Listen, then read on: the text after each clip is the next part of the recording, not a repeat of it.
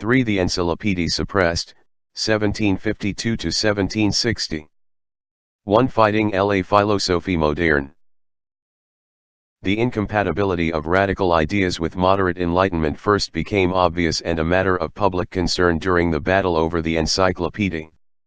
Mired in controversy, from the outset, C.E. Grand et Utile Lever, as an acute observer, the Marquis d'Argenson, called it, struck many contemporaries as neither useful nor acceptable, much like the philosophes directing it. 1. If what Burke later termed the vast undertaking of the Encyclopedia, carried on by a society of these gentlemen, eventually became the biggest, most useful enterprise the human spirit had ever conceived, as Condorcet grandly expressed it, during its first 3 years. 1752, it underwent a turbulent, embattled infancy. 2. After initial fanfares surrounding its launch, it ran into immediate trouble. By December 1751, D'Argenson spoke of a great storm whipped up against the Encyclopédie, especially by the Jesuits, with an extraordinary fuss about it being made in Louis XV's presence. 3. The initial battles, 1751-2, subsided, though, and the Encyclopédie survived its first years intact. From 1752 until 1757, more than half a decade, the society of great men admirers saw behind it seemed, if not to have beaten their adversaries, at least to have weathered the worst. The third volume appeared in October 1753 and, from then on, another complete volume appeared each year until Volume 7, in 1757. The furor, seemingly, was dying down. Criticism and opposition abounded, but at levels which in the mid-1750s looked promisingly manageable. By early 1753, the Encyclopédie's editors may indeed have grown somewhat too confident for their own good. The third volume's hard-hitting preface and especially D'Alembert's provocative entry college turned into what one pamphleteer called a regular battlefield.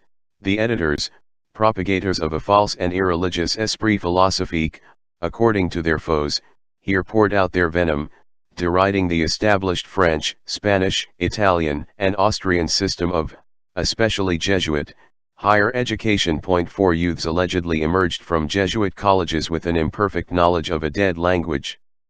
Latin, health ruined by abstinence and excessive prayer, obsolete notions of rhetoric and philosophy they should forget immediately, and religious knowledge too frail to survive the first encounter with a sceptic.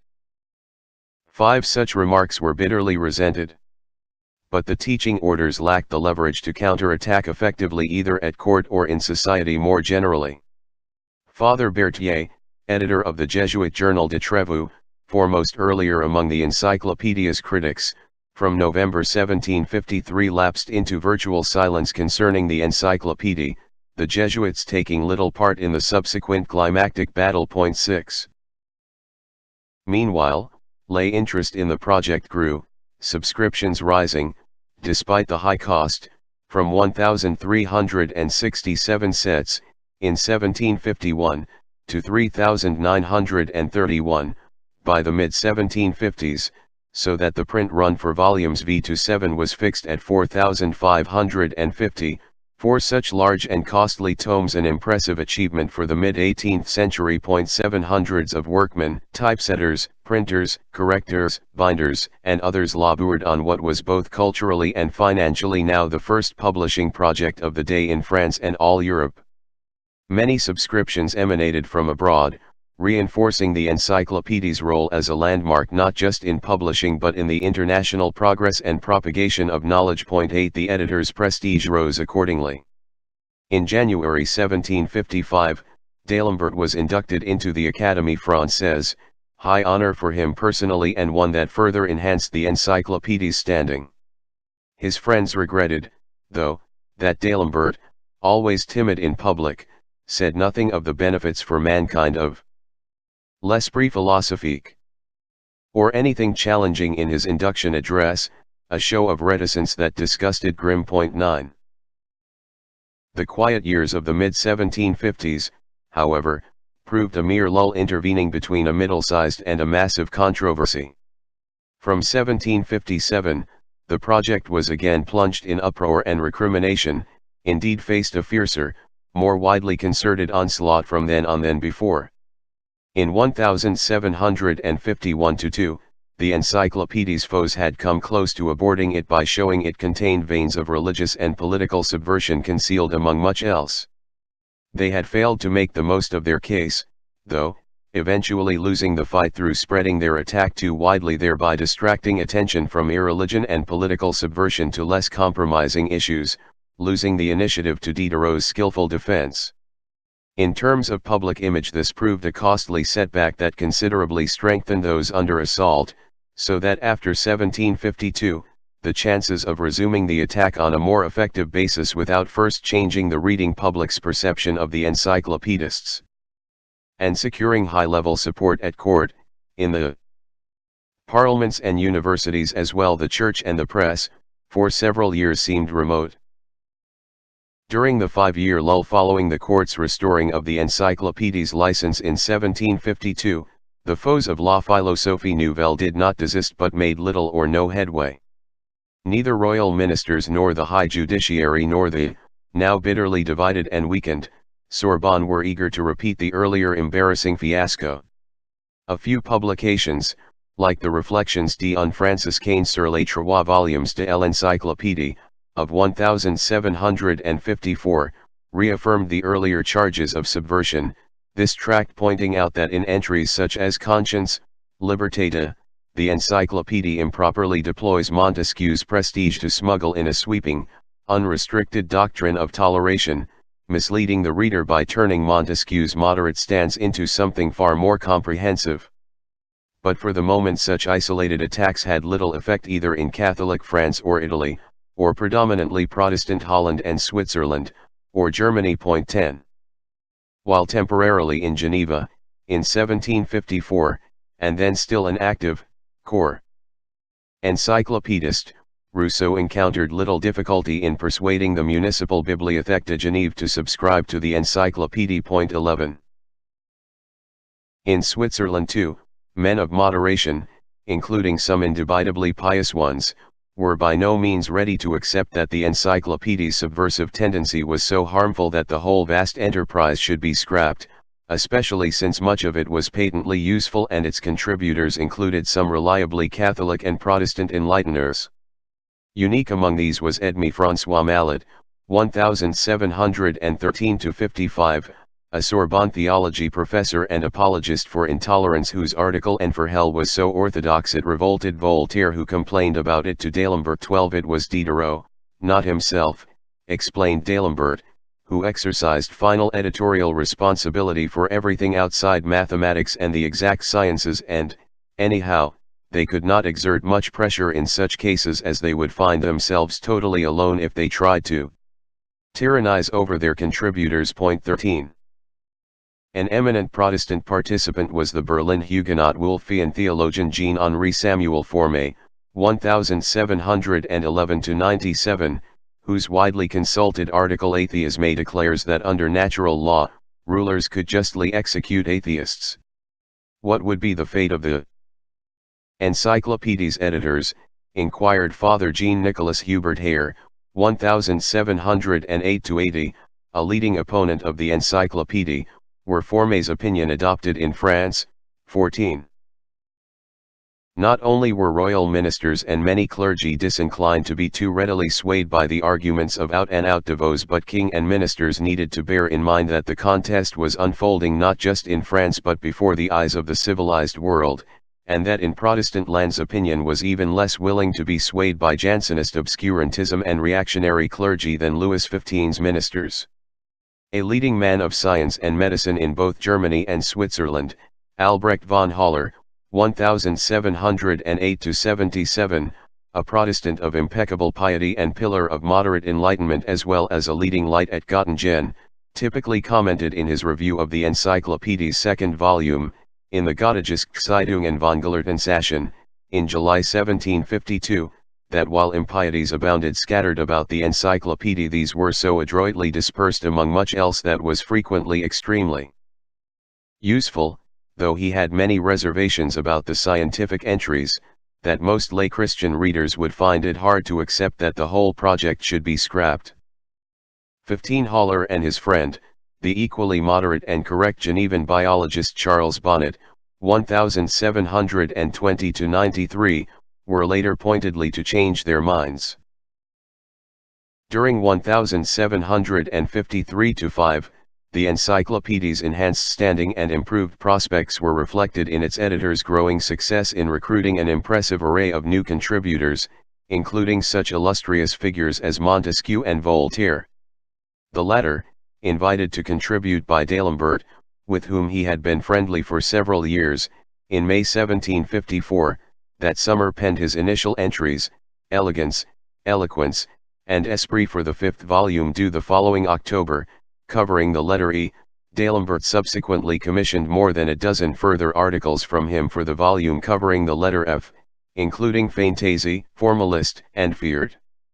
Crucially, though, none of Voltaire's entries concerned major social, philosophical, scientific, religious, or political issues. 16 The same pattern recurred with the letter G, for which, among other pieces, he wrote Gazette and Gens de Lettres. Voltaire's assignments for the Encyclopédie were, invariably undoubtedly at Diderot's insistence, wholly uncontroversial and unconnected with key controversies.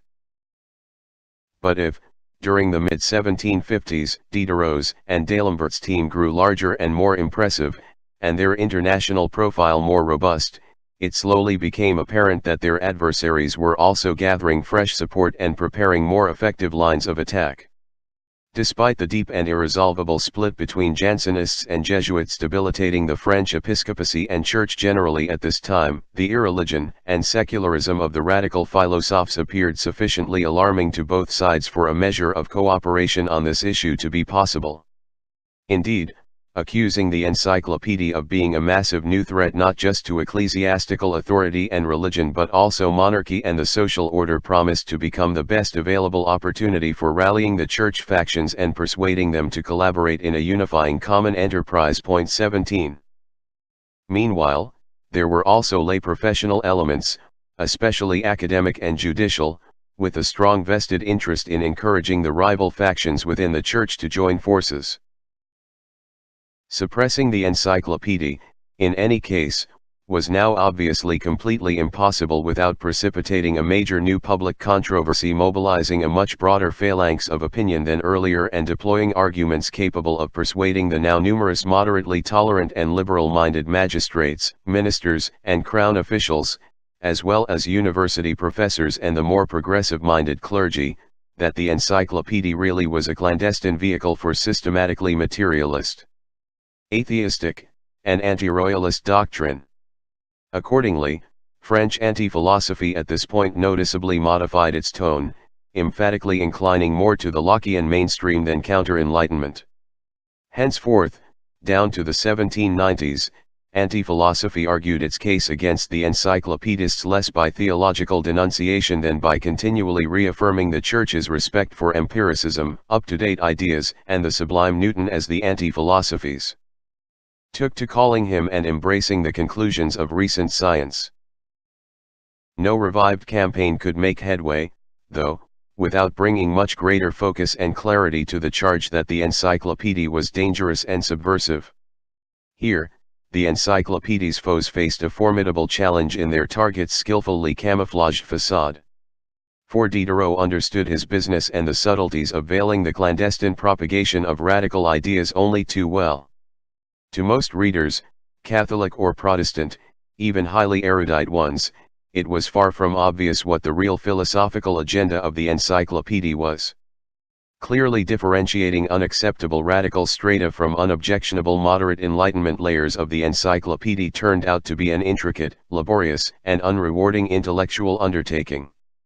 The Encyclopedia's foremost adversary during the early and mid-1750s, until his death in 1755, was the Bishop of Mirepoix, Jean-François Boyer, 1675–1755, former tutor to Louis XV, an anti-Jansenist prelate influential at court who railed so fiercely against the Encyclopedia in the king's presence that Malesherbes, the director of the royal censorship, was commanded to find some way, as he later recounted in his memoirs, to placate him. 18 The lay censors assigned to examine the scientific articles, complained Mirepoix, had been systematically duped by the editor's ruse of slipping the errors of a sort identifiable only by trained theologians into articles about medicine, physics, and other profane sciences.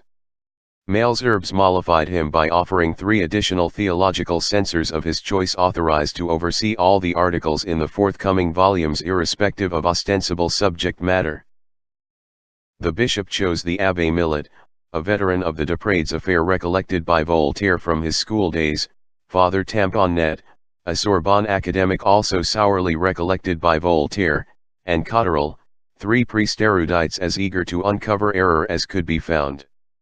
They set to work with such ardor, affirms Malesherbes, that scarcely a paragraph of volumes 3 to 7 was left intact by their red pens. 19 Though this is hardly exact, as the publishers did not, in practice, submit everything that they were supposed to the censors. But the deletions were extensive. The Abbé Morellet later recalled how his article Gamarist had whole paragraphs crossed through by Tamponnet massacring his plea for broadening toleration. 20 Nevertheless, so immense was the task and so adroit the editors in clandestine tactics, that even these professional guardians of orthodoxy proved quite unequal to uncovering innumerable seditious passages that they themselves, observed Malesherbes, later confessed to scarcely knowing how they could have permitted to pass at the time. Yet the basic charge was not misplaced. The Encyclopedia really was a repertoire d'impieties, its core philosophical, theological, social, and political articles really constituting a camouflage spinacist engine of war, or what an anti-philosophique journal, in 1802, called a bottomless pit of scepticism, materialism, and atheism. 21 The problem was that it was a cleverly concealed pit.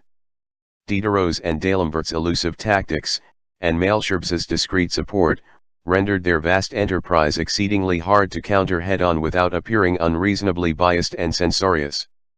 With even the Bishop of Mirepoix's hand-picked inquisitors being continually thwarted, it was far from clear how the Parti anti-philosophique could ever mobilize a powerful enough outcry or sufficiently damning indictment to stop the Encyclopedia. Merely demonstrating that a few provocatively irreligious passages had slipped through the net here and there and could be found scattered inconspicuously through the text was not enough to overthrow it. The tide began to turn with the changing international situation and political environment in France after 1756. It was also in 1756 that a leading anti-philosopher, Thomas Jean Pichon, 1731–1812, a senior ecclesiastic at Le Mans, historiographe to Monsieur, the king's brother, and a prominent devot at court, broadened the attack with his La raison triomphante de nouveaux USA sur les murs et l'incrédulite, Paris, 1756, the most comprehensive critique of the Encyclopedia thus far. Pichon portrayed the beaux esprits of his day as feeble imitators of their predecessors the Lucretiuses, Hobbeses, and Bayles, but yet a manifestation of a deep social malaise fomenting free thinking even in such remote regions as Provence. Paris, contended Pichon, was the social source of the contagion. The capital had become a place of unbridled individuality where anyone could conceal his real identity among the throng, evading traditional morality and proper Christian constraints, the city of La Liberté. 22 A new emphasis on intellectual attainment and old zest for pleasure-seeking were fusing insidiously, he thought, under the auspices of the philosophy inspiring the Encyclopedia, a vehicle accelerating corruption of morals and causing the court aristocracy to abandon their pride in nobility's hereditary character. 23 In Paris, practically anyone with a few louis d'or capable of affecting a polished tone and finding an appropriate outfit could pass himself off as a gentleman or even a duke or marquis, and yet genuine nobles flocked there, oblivious to the perils of moral depravity and lineage pollution.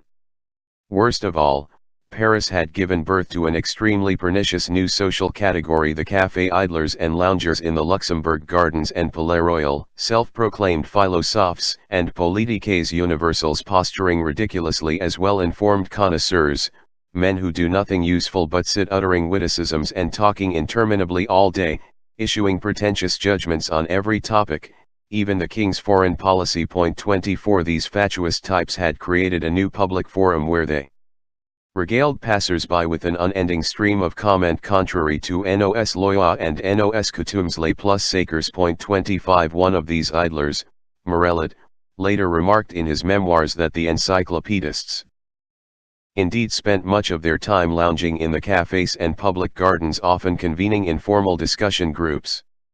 Apparently, it was in the gardens principally that one then heard the most acerbic criticism of the court. Pichon's book initiated a sequence of attacks encouraging readers to identify the philosophes as the prime cause of the national moral malaise supposedly causing the monarchy's mounting humiliation and failure in war. It is no coincidence that the war over the Encyclopedia culminated during the 7 Years' War, 1756–63, a particularly catastrophic period for France's fortunes, trade, empire, and monarchy. The connections between the general worsening state of affairs, financial crisis, and book censorship emerged clearly with the Royal Edict of April 1757, for the better regulation of la librairie, an accompanying document explaining that the king would no longer tolerate the licentiousness of the many writings circulating in the kingdom seeking to erode religion et d'honorité and à son autorité. 26 That Frederick the Great, renowned as prime royal patron of la philosophie whose support had helped to rescue the Encyclopedia. Earlier, in 1751–2, was now openly France's enemy, allied to Britain, in the vast global conflict underway, did not help. So rife was this mood of suspicion and denunciation in France during the war years, Helvetius later recalled, in his posthumous Delhome, 1773, that much of the public seemed willing to believe the disastrous defeats, including the loss of most of the French Empire in North America and India, was due to l'esprit philosophique. The Encyclopedists, allegedly, had sapped the nobility's time-honored military ethic, debased the troops' morality, even disordered the country's finances. 27 From 1756, the Encyclopedia's prospects darkened. Denouncing the Encyclopedia and its editors ceased to be solely the business of churchmen. While the fiercest diatribes from lay quarters assailed Diderot's personality and conduct rather than his philosophy, they also drew attention to his propagating forbidden doctrine. This offensive was led by the journalist Élie Catherine Freerin, a foe especially of François Véron de Forbonnais, 1722–1800, responsible for several economic entries in the Encyclopedia, and Alexander Diller, 1726–96, one of Diderot's close assistants, author of the article Fanatisme, in Volume 6, depicting the entire history of the world as the history of ferocious superstition in action in the Indies as in Europe. 28 Freerin began by attacking Diderot's first play, Les Fils Naturels.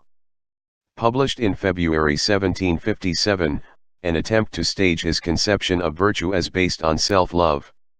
Accusing Diderot of plagiarizing the piece from a play by Goldoni, Il vero amico. Freerin went so far as to divulge a bogus letter from Goldoni, supposedly sent from Venice, in July 1757, thanking a Parisian friend for sending a French translation of his play under the curious title Les Fils Naturels.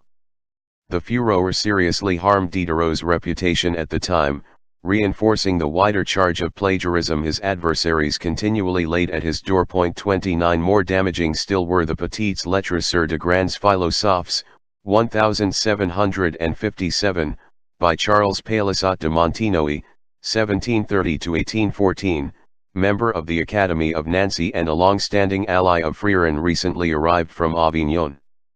Striking a chord with the public, the Petites Lettres, according to Malesherbes, dealt the Encyclopedists a harsher blow than any royal decree. 30 Reflecting the anti-philosophique backlash among the laity, Palissot's smear mostly pilloried Diderot and his accomplices' alleged hypocrisy, plagiarism, self-congratulatory airs, and obsession with dominating public opinion, together with their supposedly abysmal judgment in literary and artistic matters.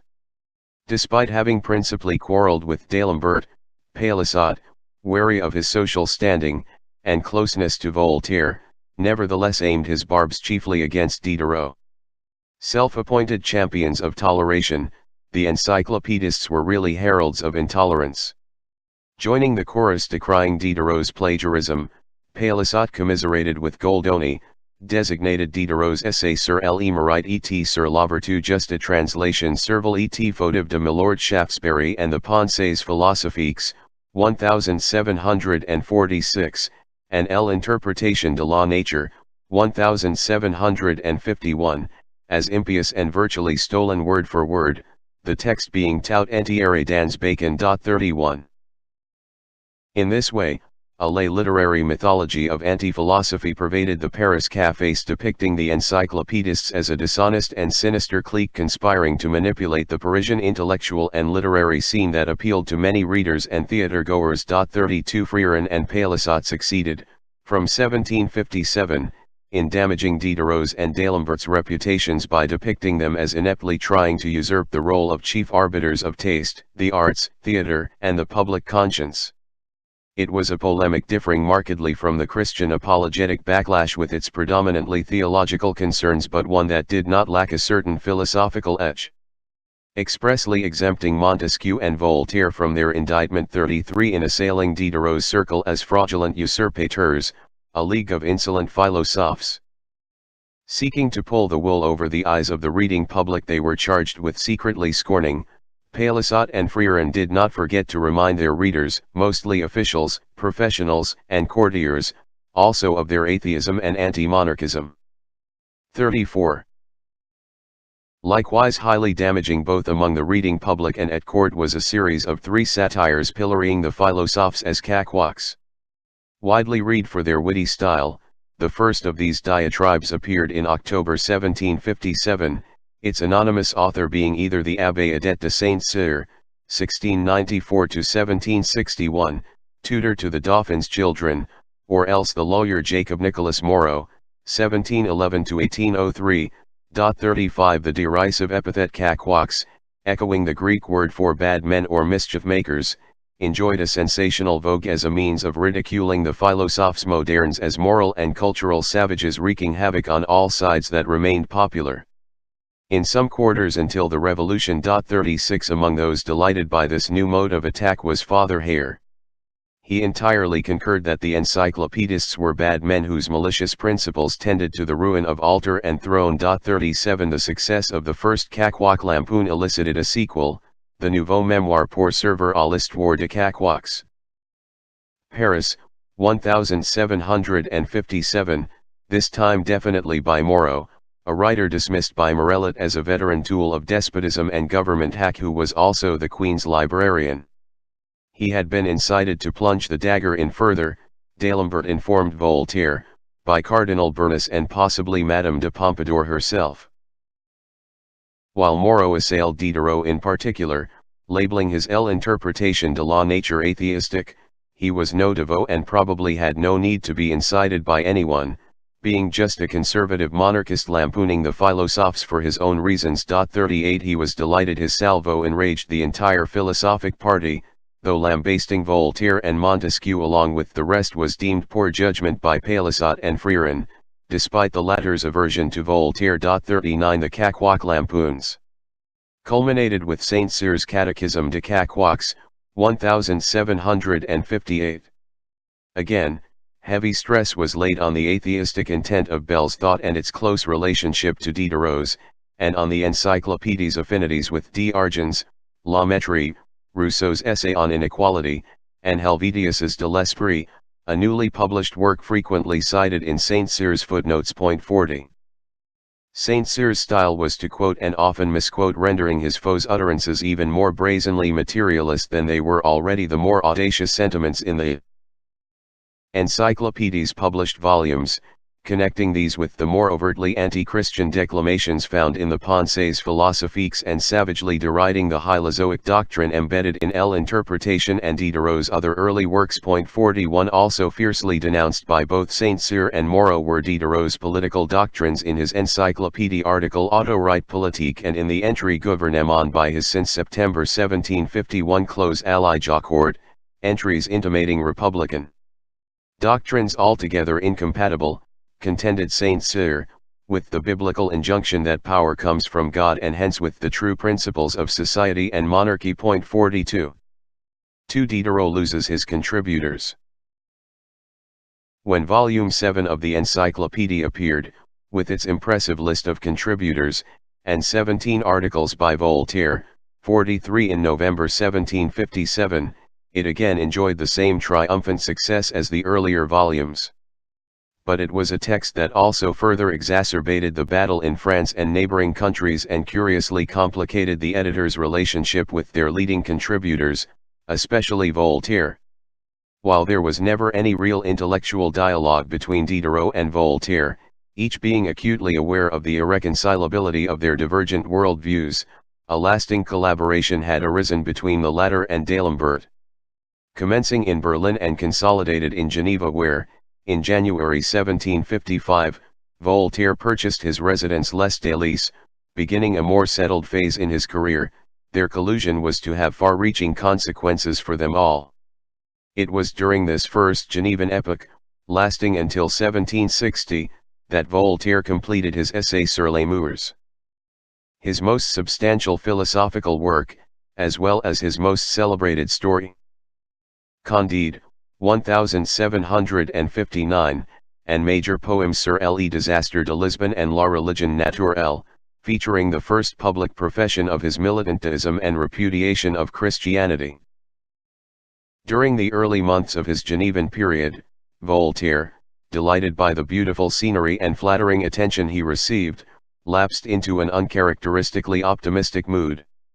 So profound and obvious was the Enlightenment's impact on Geneva that he briefly imagined the former Calvinist republic to have become a model republic based exclusively on tolerance, philosophy, and reason inspired by the accommodating spirit of Socinianism. Numerous local dignitaries came to pay court to him at his new residence, conducting themselves, sneered Bonnet, like people impatient to see an animal trace rare. A leading figure of the Swiss Enlightenment who loathed Diderot's materialism and Voltaire's deism alike, for a time Bonnet deliberately avoided dropping by, considering he had little in common with the famous newcomer. Eventually, though, prevailed on by friends, he too visited Les Délices, to pay his respects, and, finding Voltaire engrossed in reading Condillac, was forced, despite himself, to admire the great writer's ability to discuss that philosopher on the spot with evident expertise and discernment. 44. Geneva was no longer Calvin's Geneva but a true republic, concluded Voltaire, rempli de vraies philosophies. The Genevan libraires willingly convened reading groups, attended by les chefs du Concile et de l'Église at which Voltaire's two recent long philosophical poems were read out aloud. During these Genevan soirees, he was much gratified to find Locke being praised infinitely by everyone and his own sentiments universellement approuvés dans tous les points. He himself attributed his emerging at this juncture as a publicly avowed deist, at odds with Christianity, to his arrival in Geneva and delight in discovering the Republic had become a thoroughly enlightened place. But in his initial enthusiasm he misconstrued his audience's elaborate courtesies and discreet private Socinianism for intellectual assent. The Socinians, or Unitarians as they came to be called in the French and English-speaking worlds, were a religious group whom he and other philosophes considered to be a sect of virtual philosophes, and a rapidly growing one, men who in order not to shock commonly received opinion too brutally did not openly reject all aspects of revelation and Christian tradition but virtually did so privately. 45. Voltaire was right that the intellectual atmosphere in Switzerland had changed hugely in recent years, but greatly overestimated its anti-theological tendency, even though his erroneous notion seemed confirmed that very year by his being able to publish his Essai sur les Mœurs, with its disparagement of Calvin, at Geneva. Le Christianisme raisonnable de Locke, he inferred, is the religion of the preachers and adoration of an être supreme, joint à la morale that of nearly all the magistrates. 46 This was not entirely wrong. The Genevan theologians did avow themselves men of the Enlightenment, readily acknowledging Newton, Leibniz et Wolff, as one of them assured D'Alembert in print, in 1759, as nos maîtres en philosophie. 47 The intellectually most eminent Genevan pastor at the time, Jacob Vernet, was enlightened and did harbor Socinian leanings. 48 But while Socinianism was always the most honored strand of Christianity in the philosophies, even if in Voltaire's case, unlike Diderot's, Unitarianism was also reckoned the decisive step on the path to providential deism, to Swiss Protestant theologians Socinism remained, at least officially, a forbidden creed and a term used in public only disapprovingly. In 1756, D'Alembert made a trip, via Lyon, to Geneva, where he spent a month conferring with Voltaire and imbibing impressions, largely inspired by the latter, that he subsequently articulated in what proved the most explosive of all the Encyclopédies articles, the entry Genève. 49 This article, though far from being as misleading and inaccurate as historians have sometimes claimed, was certainly grossly injudicious, and not only according to the Encyclopédies foes but also Diderot and Grimm, who both disapproved of such openly offensive tactics. Appearing in the 7th volume, in 1757, D'Alembert's piece provided instant ammunition, especially in Switzerland, Holland, and Germany, for those claiming the encyclopedia was dishonest as well as subversive. 50 Though Voltaire had no part in composing the piece, its publication ignited a long-running feud between him, and D'Alembert, on one side, and the Genevan Senate and pastors, on the other. The Genevan authorities were appalled to read in the encyclopedia that theirs was now a vil philosophe, that their pastor's religion en est autre chose qu'un socinianisme parfait, and that their theologians reckoned it an injustice to the divinity to suppose he punishes our sins with eternal torments in hell, although, in fact, this is exactly what Vernet did think. 51 The Genevan Reformed Ministry established a 9-man commission to draft a crushing public retort, vehemently repudiating the Encyclopedia's characterization of Geneva and its pastors, and demanding D'Alembert publicly retract his misleading and defamatory statements, a text Freerin promptly publicized in France. D'Alembert, insisting on the accuracy of his depiction, emboldened by Voltaire, and backed by Diderot, showed little willingness to retract. Rather, he adopted a defiant air, reprinting the article unchanged, a year later, in his collected essays published at Amsterdam. 52.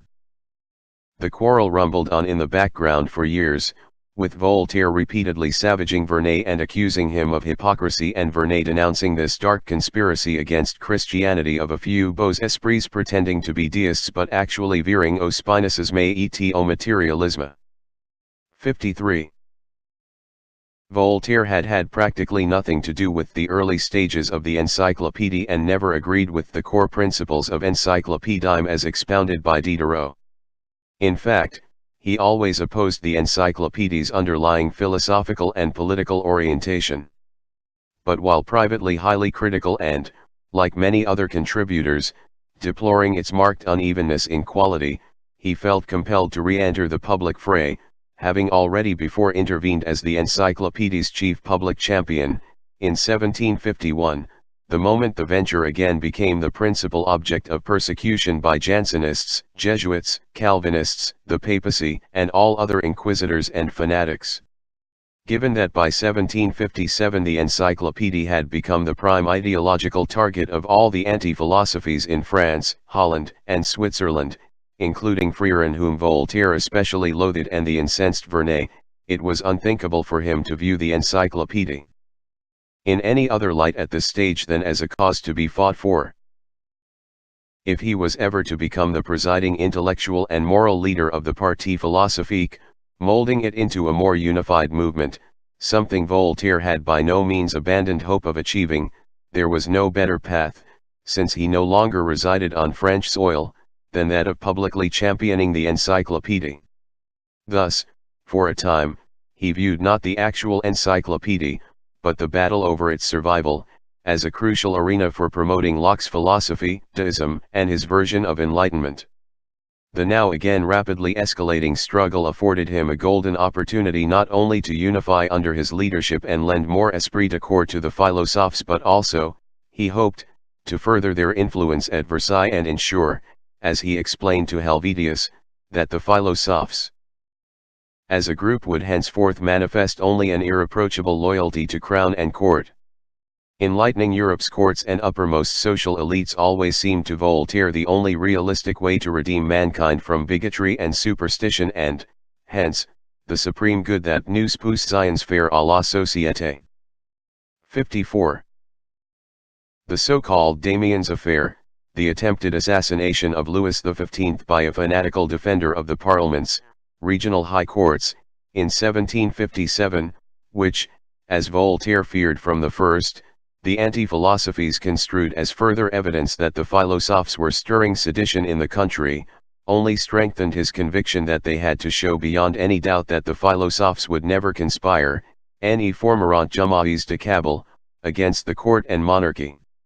During these years, Voltaire more and more adopted the habit of using the term philosophes to designate what he wished to see the parti philosophique become, namely a single, undivided faction influential at Versailles and firmly under his own direction, hence Voltairians.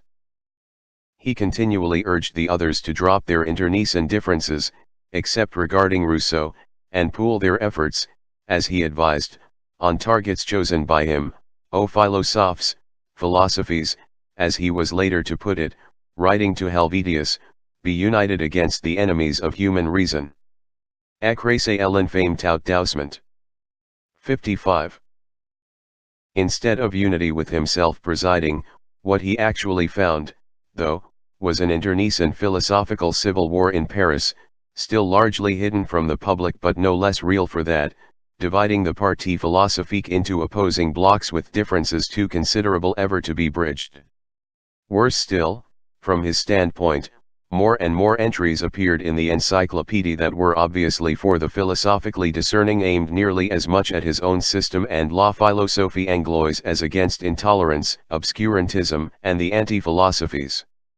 If Voltaire scorned the Jesuit Dictionnaire de Travaux, short entry about Locke, Diderot's insultingly brief 4-column article on Locke was so perfunctory that it continued to baffle readers as late as the 1790s, being much the shortest allocated to any of the great philosophers, aside from Malebranche, see Table 1. Far from concurring that Locke was the Hercule de la Métaphysique, and subordinating everything to Lockean perspectives as promised in D'Alembert's, highly misleading Discours préliminaire, Diderot, who never rated Locke highly, assigned Locke only the scantiest role in the Encyclopedia's worldview. 56 Such brevity was bound to look like a deliberate snub. Would to God, complained Voltaire later, writing to D'Alembert, in 1766, that the entire encyclopedia had really been built on the philosophical lines promised in D'Alembert's Discours, where Bacon, Locke, Newton, and English empiricism are throughout lauded to the skies. 57 Voltaire was undoubtedly right to insist that if Locke, Newton, and English empiricism had really infused the enterprise throughout, as originally advertised, the encyclopedia would never have got into any trouble at all, let alone been suppressed by church and state. Table 1. Number of columns assigned by the Encyclopedia to early modern Western philosophers and philosophies. But it was Diderot, not Voltaire or D'Alembert, who fixed the Encyclopedia's intellectual agenda. Besides marginalizing Locke and the English approach more generally, it was bound to look distinctly odd to many that Diderot should allot Spinoza the largest amount of space, following Bell's example, earlier, of any philosopher of modern times. Admittedly, this long and rambling article mostly purports to denounce Spinoza, as the editors could scarcely avoid ostensibly doing. But the entry sets about this task in such a strange fashion, recycling wholly out-of-date, irrelevant, and feeble theological arguments dredged up from the end of the last century, that to the discerning it was bound to look like yet another seditious ploy transmitting a half-concealed message to the aware. The fact the Encyclopedia was a philosophical engine of war directed not only against Christianity but also against the providential deism and creationism of Voltaire, Turgot, Réaumur, and the like, against Newtonian physico-theology and Locke's version of empiricism, emerges especially clearly from its approach to the creation of the universe and of animal and plant species and the question of the soul. The Encyclopedia article on the Formation du Monde is clearly designed to suggest the intellectual precariousness of every transcendental metaphysical or theological doctrine concerning the origins of things, especially the idea of the prior existence of God's power to that of matter and assumptions that the organizing principle behind the cosmos must be intelligent, morally conscious, and hence benevolent. For Jesuits and Voltairians alike, man is no animal but a being of a different and higher order, possessing a unique God-given status. Plainly under fire here is what Diderot considered the untenable basis of Voltaire's deistic system, Diderot slighting both the theologians and Newtonians simultaneously. Likewise, the Encyclopédia's Enrichinois, again penned by Diderot in person, not only attacks Christian sensibilities but also the deistic character Voltaire imputed to classical Chinese thought and culture. 58 All Voltaire's views were either directly or indirectly contradicted. The Encyclopedia's long article on the Jews offers a wholly sympathetic analysis obviously aimed against Christian views and church authority, but equally contradicting the unyieldingly anti-Semitic depiction of this people and their traditions typical of Voltaire's Enlightenment.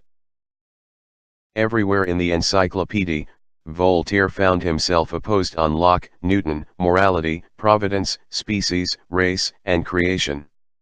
Not surprisingly, he became intensely exasperated, notwithstanding his willingness to help defend the enterprise from its enemies.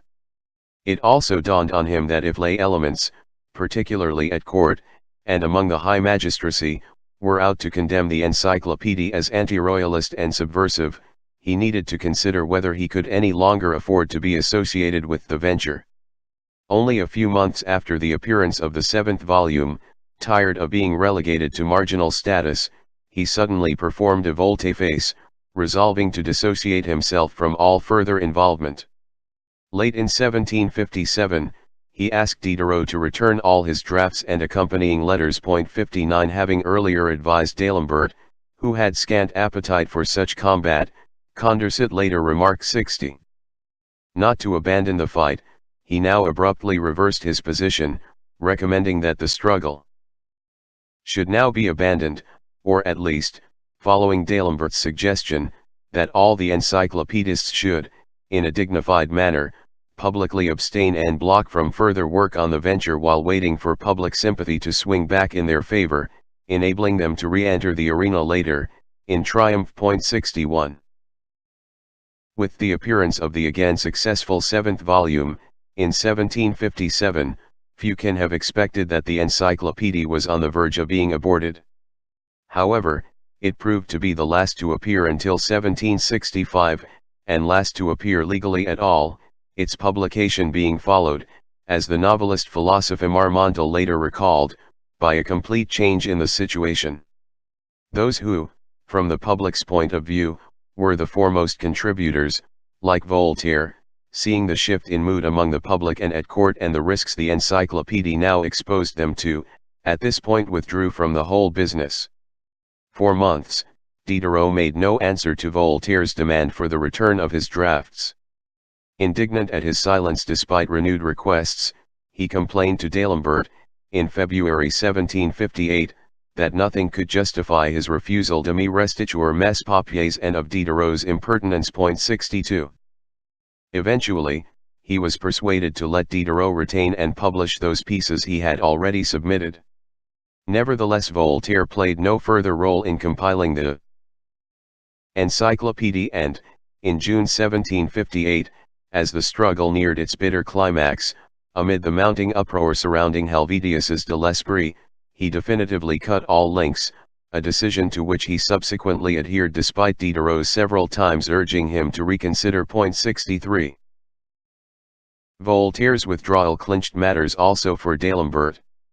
Vain and ambitious, he too resented Diderot's editorial primacy and the growing influence behind the scenes of d'Holbach, Diller, and other unrelenting radicals, and especially loathed the defamatory attacks to which he and Diderot were daily subjected.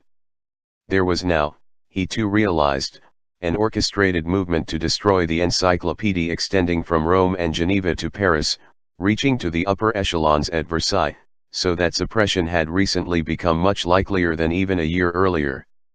In the new circumstances, the group driving the Encyclopedia must soon either suspend work, as he now urged, or be crushed. 64 Suppression, moreover, would certainly gravely compromise the social standing and careers in France of those involved.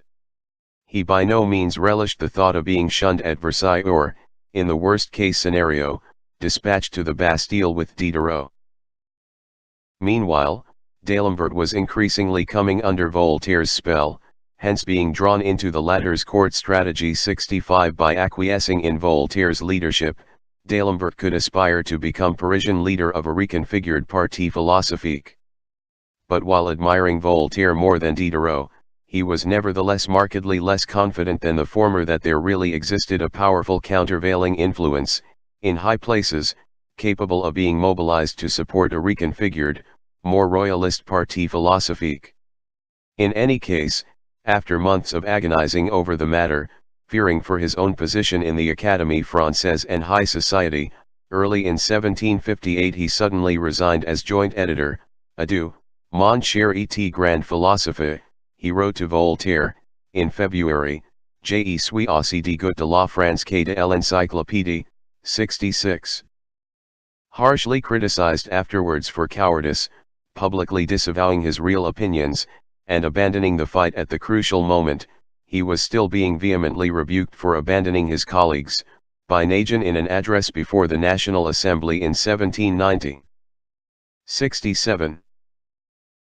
Diderot, though wary of D'Alembert's proximity to Voltaire, repeatedly tried to draw him back to his side while also showing his resentment at D'Alembert's abandoning him with the battle at its fiercest. 68 The foes of the philosophes, he complained to Voltaire, were openly exulting in D'Alembert's resignation as if it were a great victory, viewing it as a triumph heralding the Encyclopedia's certain pending doom.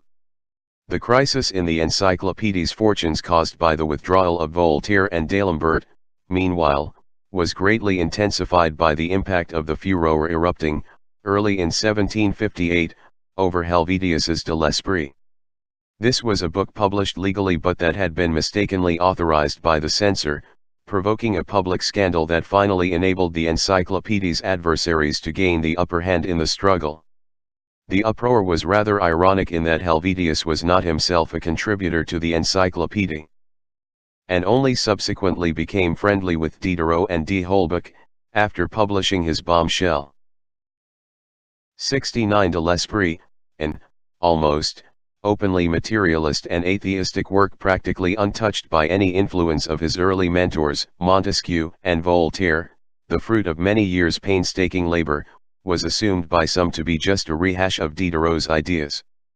It was immediately condemned in the strongest terms by the Sorbonne at the instigation, notes Helvétius, of the Archbishop of Paris. 70 On November 22, 1758, the Archbishop, Christophe de Beaumont, directly intervened, adding a 28-page mandament denouncing de l'Esprit's moral doctrine, its materialism deriving, he held, from Hobbes, and designing to subjugate by force the empire of Jesus Christ and on its ruins establish laws that are purely human, the passions, and profane philosophy.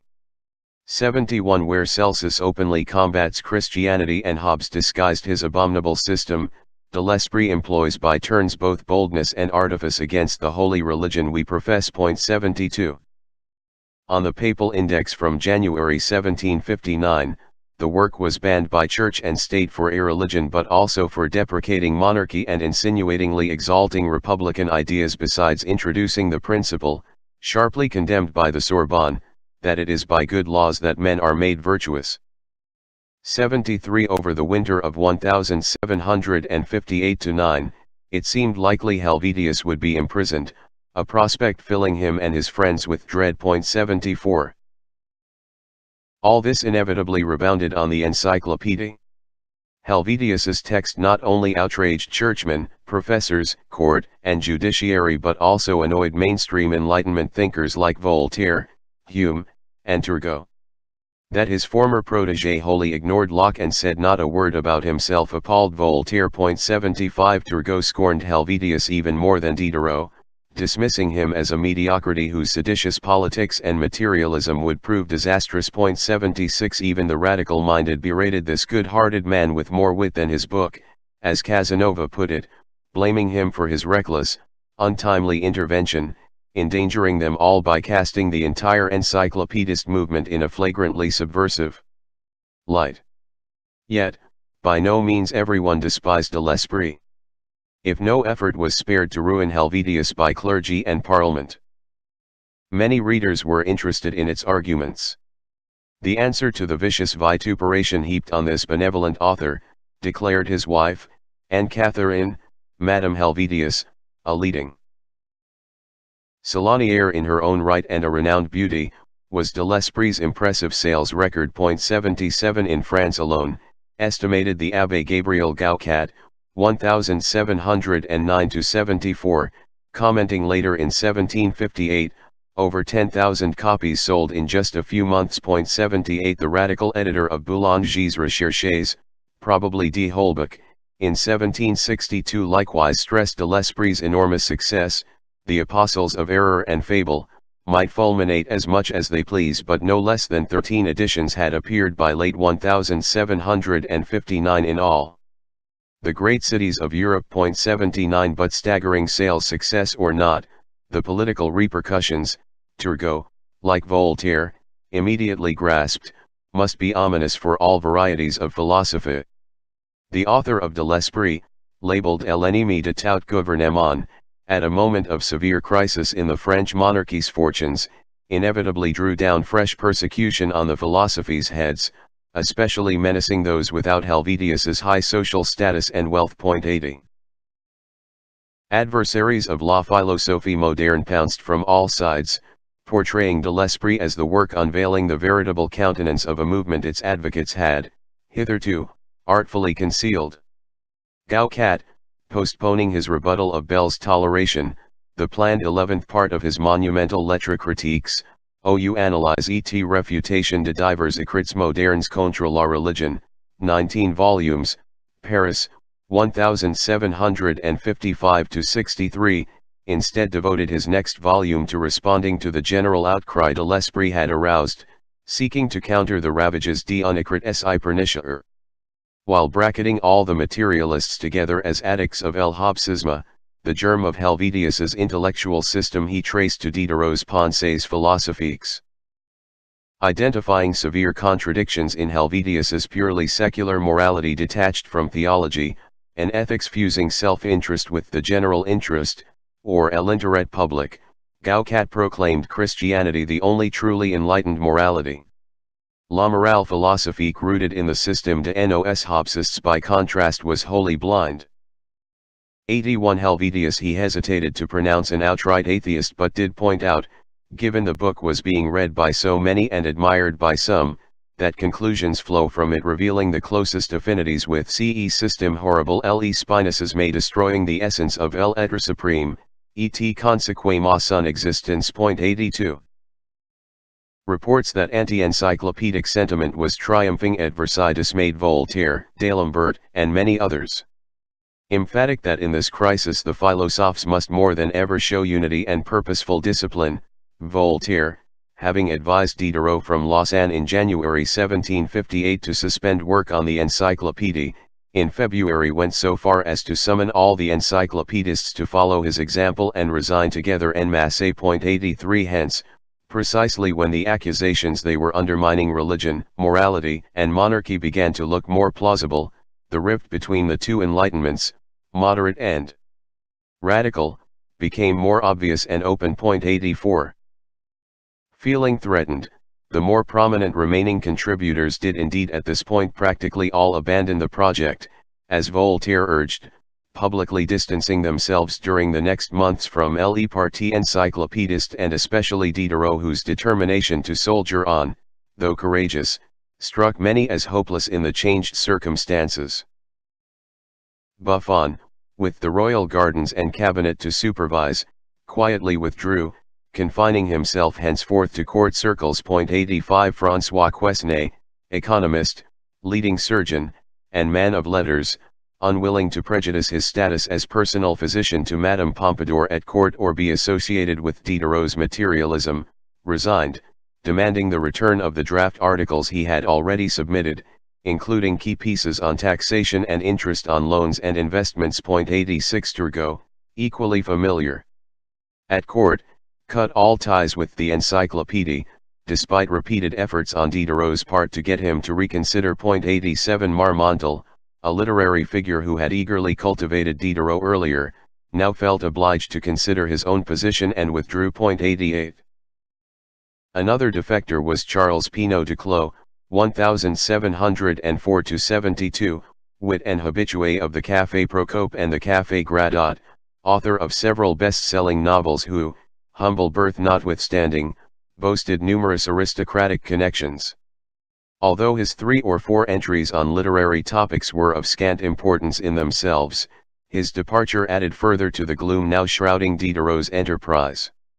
Did he see that this vile troop of encyclopedists, Freron asked Palisade, in January 1758, exulting over these successive setbacks to the Encyclopédie, was at last on the verge d'être 89. Another notable defector was the young Abbé André Morellet, 1727–1819, un nouvelle et excellente acquisition, according to D'Alembert, who, like Desprades earlier, possessed the valuable asset of recent theological training at the Sorbonne. Friendly with D'Alembert and Diderot, with whom he later quarreled, since the Desprades affair, Morellet was neither an atheist nor a materialist but rather regularly defended theism and God's beneficence in debates with Diderot and de Holbach. Recruited originally to write such theological articles as Fils de Dieu, Foi, Fatalite, and Gommarist from a neutral, strictly historical perspective, he particularly admired Turgot, under whose influence, from the mid-1750s, he developed a passion for economics. A pugnacious polemicist, Morellet proved a useful ally at first but not in the longer run. Returning from Italy, in March 1759, he felt someone in his impecunious position should not risk falling into official disfavor by attacking government and religion. He too abruptly terminated his involvement. 90 During the next years, he focused mainly on economics, commencing a slow, general estrangement culminating decades later in his publicly renouncing the legacy of Diderot and Helvetius, early in the Revolution, in 1790. At that point, he definitively quarreled with Madame Helvetius's circle and various disciples of Helvetius and de Holbach, with some of whom he had been close friends for 30 years but who, unlike himself, all supported the revolution. The outcry against de l'Esprit sealed the fate of the Encyclopédie. Irretrievably floundering, seemingly, the project became deeply mired in personal recrimination. The resignations of all the more illustrious contributors together with the public scandal drastically changed the culture and working methods of Diderot and his few remaining accomplices, forcing them to take the whole project underground. The anti-philosophy's attacks intensified, with the two sides having exploded against each other with the highest degree of rage. As Rousseau expressed it later, in his Confessions, the two parties resembled rabid wolves, desperate to tear each other to pieces rather than Christians and philosophers who reciprocally wish to enlighten, convince, and restore each other to the path of truth. 91 It was only perhaps lack of turbulent leaders with influence on either side that was missing for the situation to degenerate into a civil war, and God knows what a civil war of religion might bring about when the cruelest intolerance was at bottom the same on both sides. 92. Who exactly was being intolerant, though, and who were the aggressors was a question constantly posed in the polemical exchanges. Diderot and his friends championed tolerantisme, calling their opponents fanatics, yet it was they, retorted the anti-philosophigian, like Rousseau soon afterwards, who were the real fanatics. Born enemy of all partisan spirit and intolerance, as Rousseau thought of himself, he too now judged the moment right to abandon the sinking ship. Deeply shocked by the scale of the attacks, Rousseau, in March 1758, followed Voltaire and D'Alembert in imploring Diderot to give up the Encyclopédie. The latter disdained to reply. 93 Their friendship was not yet quite finished but was almost.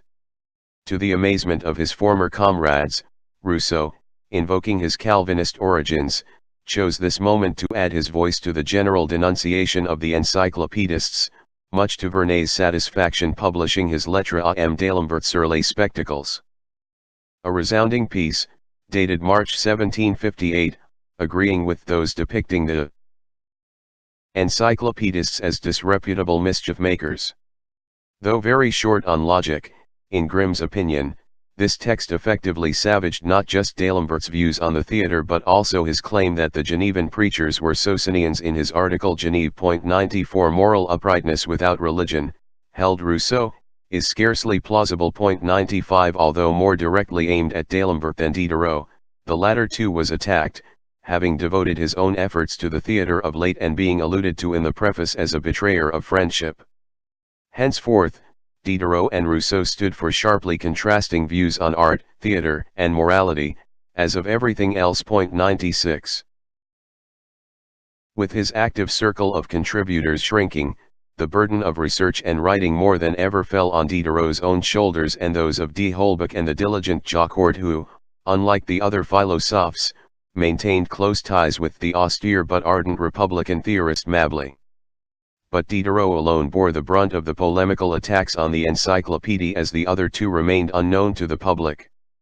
Of texts appearing in the wake of de l'Esprit, the most comprehensive assault on the Encyclopédie's core concepts and that which most damagingly linked the Encyclopédie with de l'Esprit was the first 2 volumes of the eventually 8-volume Préjugés légitimes et réfutation de l'Encyclopédie, 1758-9, published in August 1758, by the Jansenist anti-philosophy Abraham Joseph Chaumix, 1730-90. Chaumix's salvos, lengthy extracts from which quickly reappeared in the Jansenist Nouvelles Ecclésiastiques, brought the intensity of the public controversy to new levels. 97. Dubbed an ardent convulsionaire by Voltaire, Chaumix's entire career during these years was devoted to assailing the Encyclopédie, Le Censeur hebdomadaire, the new Jansenist journal he helped set up at Utrecht, inciting a campaign against the Encyclopedists also in the Dutch Republic where, again, his censures found strong support. The Encyclopedists, held Chaumix, are materialists who, attaching the faculty of thinking to all beings, plants and stones included, perceive little difference between men and animals and conflate body and mind into one. 98 I will leave it to Monsieur D'Alembert, he added derisively, to calculate what degree de connaissance un Pierre de son existence. 99 Diderot was an unmitigated foe of religion who denies free will and for whom man is simply un corps organique, susceptible de sensations. 100 Behind a charade of presenting a wide spectrum of opinion penned by dozens of contributors, including numerous topics of purely practical interest, Diderot had cunningly smuggled, Chaumix showed in relentless detail, a camouflaged but highly coherent doctrine permeating the entire compilation and altogether destructive of religion, Christian morality, and monarchy. With their skillful and devious cross-referencing, the Encyclopedists had found an effective means of appearing to respect religion and la renversant en effet. 101 Unsuspecting readers might suppose Locke and Buffon are honored in the Encyclopédie when actually both are mercilessly twisted and dragged into the Encyclopédie's hidden agenda, which is unreservedly sensualist et materialist. Diderot's scientific outlook indeed particularly diverged from Buffon's, whose biology he otherwise much preferred to that of Réaumur and Linnaeus, in rejecting his broad division between organic and inorganic matter, in favor of an unyielding monism. 102. What is Diderot's moral system? Instead of drawing on Christianity, he thinks la volonté générale est le droit naturel, and that from society's volonté générale all ideas of justice and morality derive. The Encyclopédie's underlying message, Chaumix correctly grasped, is coherent, prevalent throughout the Encyclopédie, and mostly presented à covert, hence was a forbidden, clandestine philosophy, and its essence is that reason is man's exclusive guide in this world, and this life the only life there is, so that all the religious mysteries ne sunt que de ténèbres. Of course, by no means every contributor, grants Shomix, like Gaukat and Hare, was party to the conspiracy. But at its core, the project is a concerted conspiracy intended to undermine religion, political authority, and morality, and the chief conspirator indisputably is the undertaking's director, M. Did. 103 in 1759, Shomix tacked onto his now 8-volume work a vigorous critique of Helvetius's de l'Esprit, arguing that essentially the same philosophical errors inspired both the Encyclopedia and that work, the two being closely linked. 104. Another massive assault was Hare's La Religion Vengie.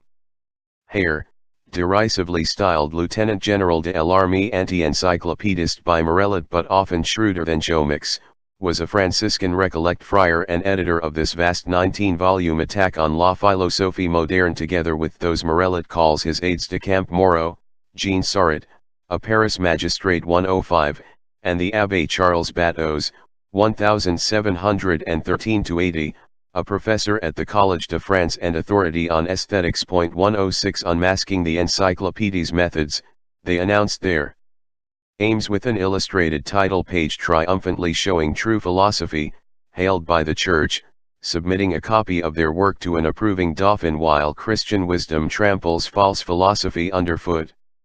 These persecuteurs de philosophies, as Voltaire called them, seeing the Encyclopedia's key ideas derived from far back in the past. 107.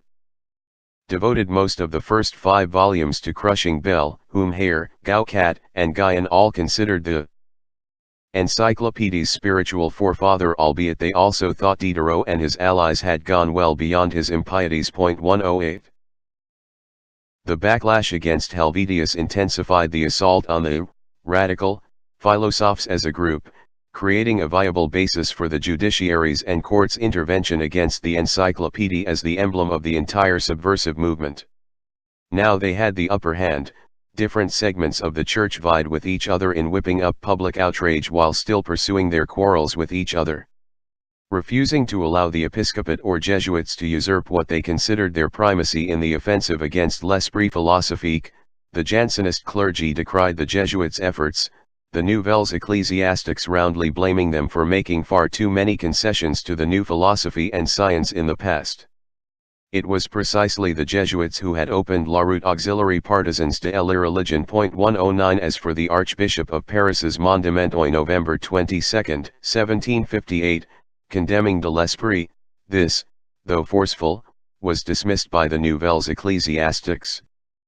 In January 1759, as too little too late, the Archbishop, in their view, failing to cast the net widely enough. The cumulatively devastating indictment amassed in layers by Shomix, Hare, Moreau, Sarret, Gaukat, Guyon, Frerin, Palisot, Saint-Cyr, and other anti-philosophies who followed laid the platform for the Encyclopedia's formal condemnation, of January 1759, by the Paris Parliament. The Parliament's proceedings against l'esprit d'irreligion à la mode, qui est aussi contraire à testatue à l'Église, as a leading architect of the anti-philosophique campaign, the Cardinal de Bernis, styled the foe being fought, was headed by Jean-Omer Joly de Fleury, 1715-1810, a senior and long-experienced member of the magistracy, mentioned always scornfully by Voltaire and D'Alembert but advocate general to the Parliament since 1746 and in 1768 to become its president à mortier. An out-and-out reactionary, he reviled all talk of toleration and liberty of thought. His requisitoire, or formal indictment of de l'Esprit and the Encyclopedia of January 23, deliberately bracketed the two, styling the former an abstract of the Encyclopedia's core ideas and prime source of its principes. 110. His object, explains Joly de Fleury in his preamble, was not to suppress this or that publication but rather indict the whole subversive movement, le système d'incrédulité in general. Like Hare, he stresses the Encyclopedia's relationship to Bell, accusing the editors with reviving his spirit and devious techniques. Just as Bell's dictionary employs an alphabetical layout and, in the major articles, a bewildering array of arguments both for and against, to disorient the reader and disguise his sedition when discussing religion, morality, or authority, so, Joly convincingly demonstrates, citing the Encyclopedia articles aim, aius locutius, autorite politique, eti, adorer, conscience, libertata, Christianisma, dimanche, and encyclopédie, le contra always emerges clearly while orthodoxy is rendered obscure and unconvincing. 111 The compiler's insidious aim, like Bell's, is to present God's existence cum problematique. 112 The contributors diverged markedly among themselves, some championing natural religion, others materialism, atheism, deism, Protestantism, or Catholicism. But the compendium as a whole had a firm doctrinal core. According to this, there is no distinction between humans and animals, man is composed solely of matter, les sensations sunt les principes de tout, thought is common to all creatures, and matter the necessary cause of thought and volitions, freedom of the will being just a préjuge. No natural law exists while human happiness consists in agreeable sensations prompted by exterior objects. The universe creates itself, creation is unproven, scripture fiction, and faith useless, Christ for the Encyclopedists being no more than a simple legislator. Dogma is a man-made contrivance, Christianity's rise a natural phenomenon, and religion and fanatism synonymous terms, Christianity being just un furor insensé eroding society's foundations. 113 Finally, while professing impeccable probity, and to be restorers of true science, general benefactors of mankind, promoters of the nation's glory, and de genies du premier ordre, the editors advocate la tolérance universelle which would fatally plunge revelation and miracles in doubt, foment libertinage, and heighten efforts to overthrow religion, morality, and church authority. Endorsing this, and informed action was pending also in Rome, where the Holy Office accelerated its own investigation of the Encyclopedia following Benedict XIV's death in May 1758. The magistrates pronounced de l'esprit and apologie du materialisme, banning it together with several other radical works. De l'esprit they declared the Encyclopedia's outline, or abrègue, a work articulating les detestables consequences more guardedly propounded in the Encyclopedia itself. Advertised as a great monument of learning, the Encyclopedia had become instead a badge of national dishonour, less the depot of all knowledge than repository of toutes les erreurs. 114 Especially pernicious, added their public condemnation, was the entry Ethiopians, where the system of these authors regarding generation and the primitive formation of men and animals is expressed especially brazenly. 115 The most ancient of peoples, the Ethiopians are there insinuated to have been these par system conceiving of animals as products of the earth, mice and fermentation par l'achala du solile, etc. 116 Without disguise, Ethiopians presents the Encyclopedists' core doctrine that the universe est forme de lui-même, evolving out of itself through the power of nature. At the core of la philosophie moderne, as the decree styles the thought of Diderot and his allies 117, lay a conspiracy to attack les fondements of religion and the state, a conspiracy proclaimed to the world not just by Jansenists whose journal, the Nouvelles Ecclésiastiques, enthusiastically reported Joly de Fleury's assault, but likewise the papacy. 118 From 1759 onwards, the counter-enlightenment idée fixe. That there existed a clandestine philosophical plot to overthrow the existing political and religious order flourished in France and Italy, nurtured by radical thought's most committed foes. It was a conspiracy thesis forging a new rhetoric of political motivation, denunciation, and suspicion projected for political and ideological reasons onto something that really existed but so far only intellectually, in the minds of a few thinkers, that was to have unforeseen consequences. For while, before 1759, there was no real organized conspiracy to foment an underground philosophical network to undermine the intellectual foundations of the existing order, outside Diderot's head.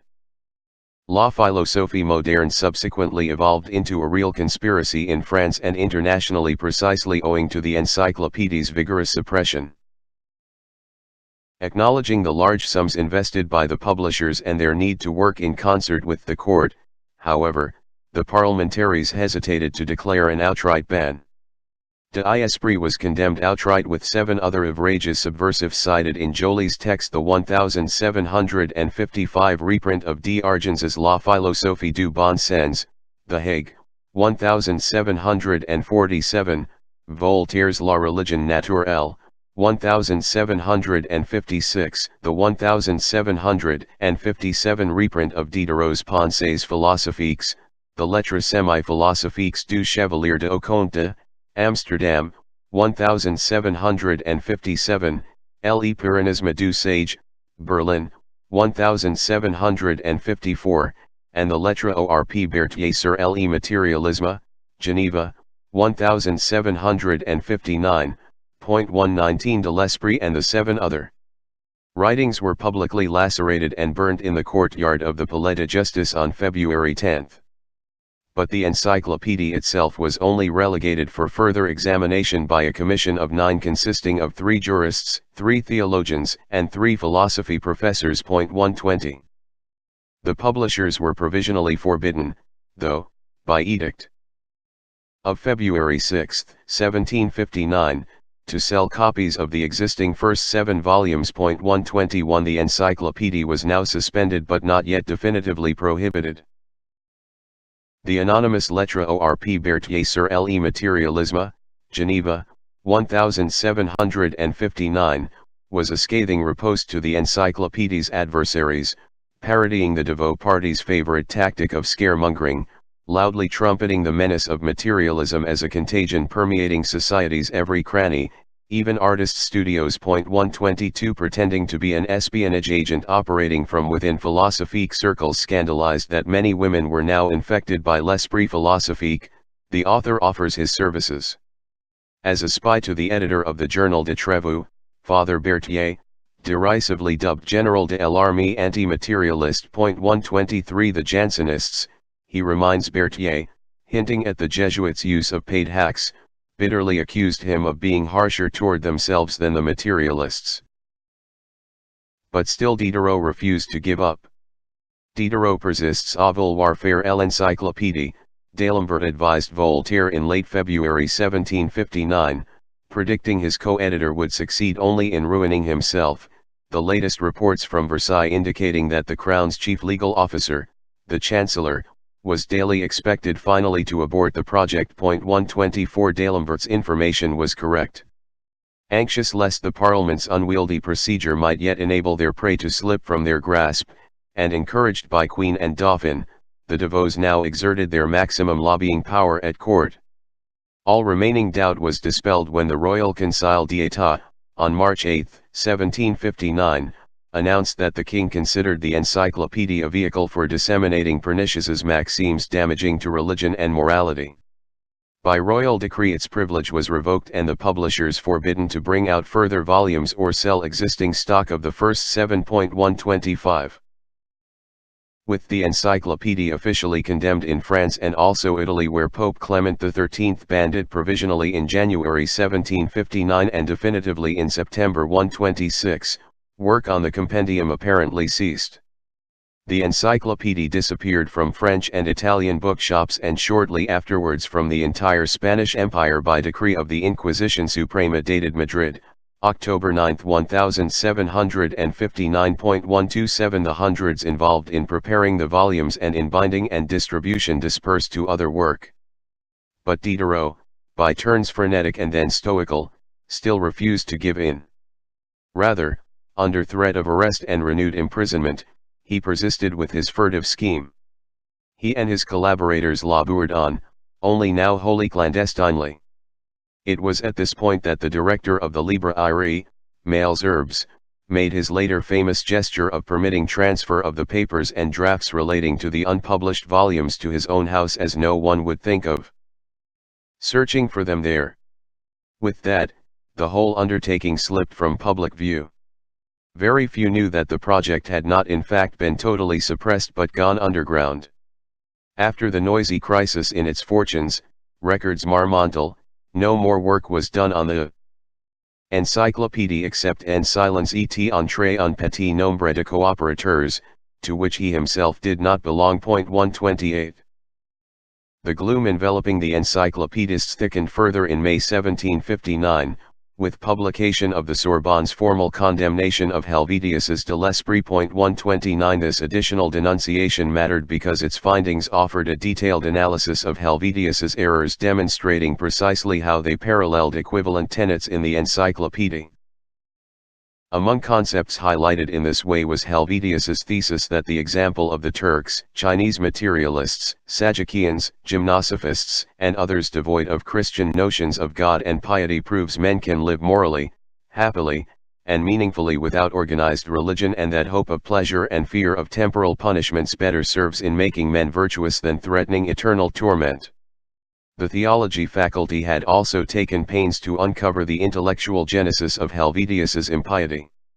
For besides irreligion and subversion, Helvétius was condemned for seeking celebrity by rehashing arguments taken from others, a useful device for further linking de l'Esprit with Diderot and the Encyclopédie, and both with other banned texts.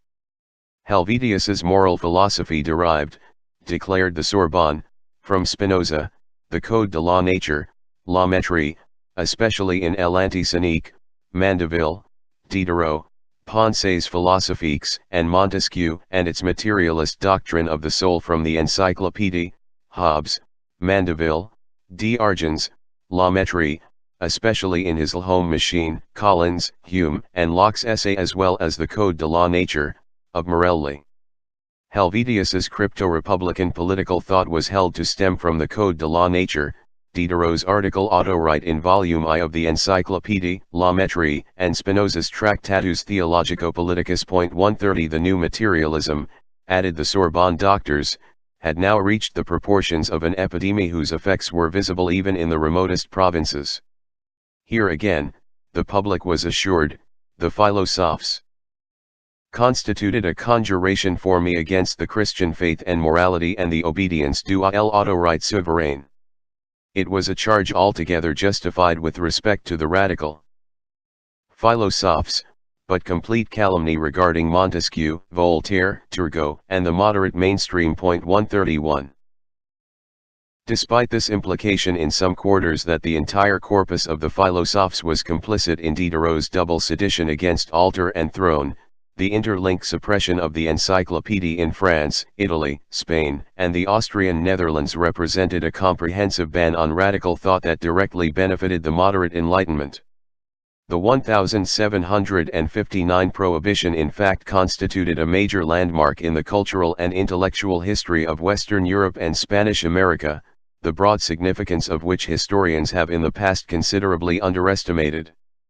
It aided the mainstream but also endorsed the theses of the anti-philosophies and, in addition, helped prepare the ground for the rise of the counter-enlightenment by legitimizing in Paris, Rome, Brussels, and Madrid the new rhetoric of conspiracy.